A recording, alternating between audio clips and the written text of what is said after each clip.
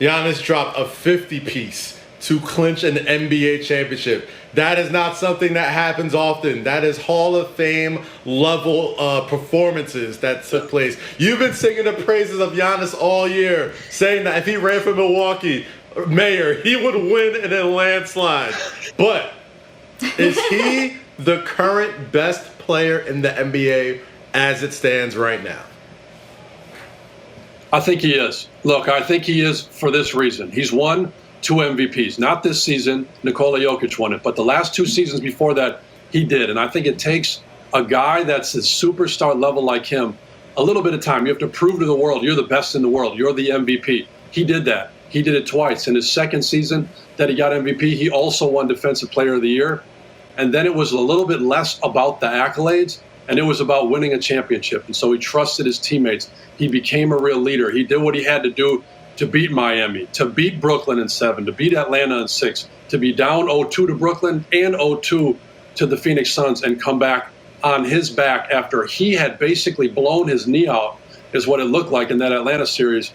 Comes back and scores 50 and makes 17 out of 19 free throws in Game 6 to close it out at home.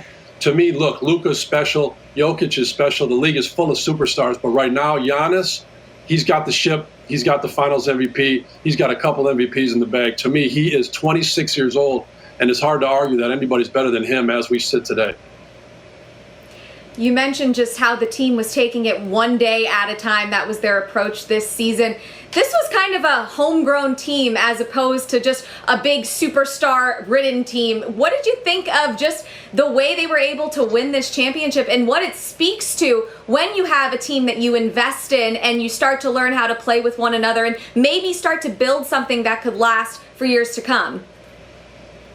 You know, you hit on a lot of good points, and I think that, to be honest, fans, whether you're Milwaukee fans or anywhere, NBA fans, I think they love it. I think it was refreshing because, like you said, it wasn't an overly manufactured super team. Giannis was in Milwaukee. He got drafted by Milwaukee, signed a 5-year extension last season, and basically said, this is my town, I'm staying here, I'm never going anywhere. Signing a 5-year deal when you can just sign a 1-year plus 1, it does say something to the guys around you, to the city, to the ownership, to everybody, that it's different here. And I think to not have an overly manufactured super team, him and Chris Middleton together for 8 seasons, and for the fact that they get Drew Holiday to come to Milwaukee, Drew Holiday probably doesn't want to make that move if there's no Giannis. And so I think there's no question this team was built different, and it was refreshing, I think, to just see a small market. Yes, Milwaukee's a small town, but it's very cool to see a small market win a championship in the NBA that's usually controlled by big dogs.